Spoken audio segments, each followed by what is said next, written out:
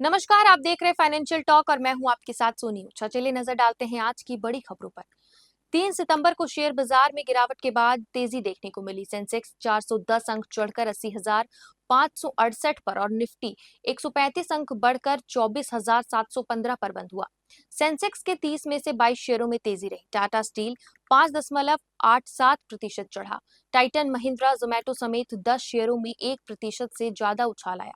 Nifty के 50 में से 26 शेयरों में तेजी रही। मेटल इंडेक्स 3.11% चढ़ा, जबकि आईटी और मीडिया इंडेक्स में गिरावट रही।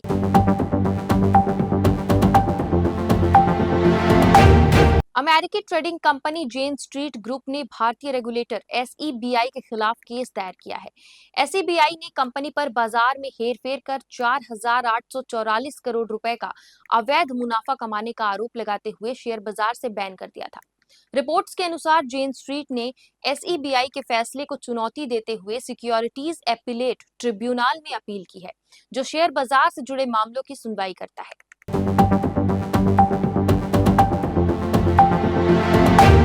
जीएसटी काउंसिल की बैठक आज से नई दिल्ली में शुरू हुई, जिसकी अध्यक्षता वित्त मंत्री निर्मला सीतारमण कर रही है। 2 दिन की इस बैठक में जीएसटी दरों के प्रस्तावों और सुधारों पर चर्चा हो रही है। केंद्र सरकार मौजूदा 4 स्लैब 5%, 12%, 18% और 28% को सरल 2 स्लैब यानी 5% और 18% में बदलने का प्रस्ताव दे रही है, जबकि लग्जरी आइटम्स पर 40% टैक्स रहेगा। फैसलों की घोषणा 4 सितंबर को संभव है।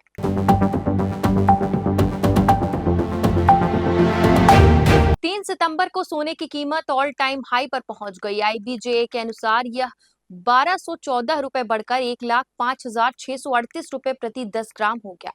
पहले ये 1,04,424 रुपए थी। वहीं चांदी 137 रुपए बढ़कर 1,22,970 रुपए प्रति किलो हो गई, जो पहले 1,22,833 रुपए थी। चांदी ने 1 अगस्त को 1,23,250 रुपए का ऑल टाइम हाई छुआ था। दोनों धातुओं में तेज उछाल देखा गया।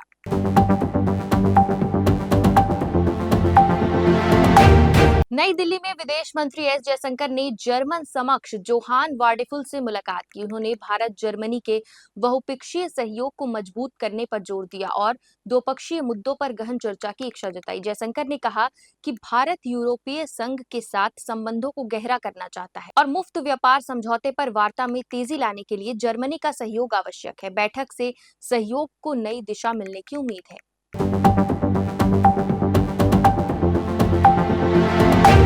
केंद्र सरकार ने अफगानिस्तान, बांग्लादेश और पाकिस्तान से धार्मिक उत्पीड़न के कारण 31 दिसंबर 2024 तक भारत में आए अल्पसंख्यकों को बिना पासपोर्ट रहने की अनुमति दे दी है। हिंदू, सिख, बौद्ध, जैन, पारसी और ईसाई समुदाय को सीएए के तहत राहत दी गई है।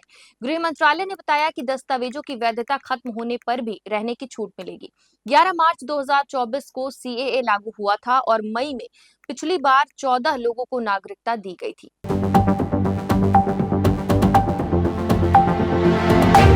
सुप्रीम कोर्ट में विधानसभा से पास बिलों पर राष्ट्रपति और राज्यपाल की मंजूरी डेडलाइन तय करने के संबंध में याचिकाओं पर 7वें दिन सुनवाई हुई। पश्चिम बंगाल, तेलंगाना और हिमाचल ने राज्यपालों की विवेकाधिकार शक्ति का विरोध किया। कहा कि कानून बनाना विधानसभा का कार्य है। चीफ जस्टिस बीआर गवई समेत 5 जजों की बेंच ने कहा कि गवर्नर विधेयकों को अनिश्चितकालीन तक लंबित नहीं रख सकते। राज्यपाल केवल औपचारिक प्रमुख होते हैं।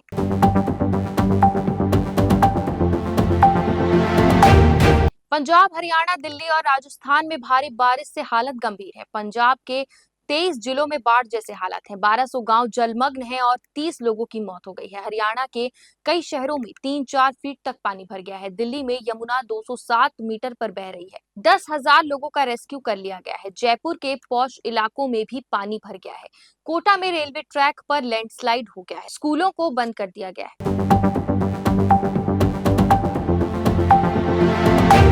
ऐसे ही ताजा अपडेट्स के लिए हमारे YouTube चैनल को लाइक और सब्सक्राइब करना ना भूलें। इसके साथ ही हमारे Facebook और Instagram पेज को फॉलो करें।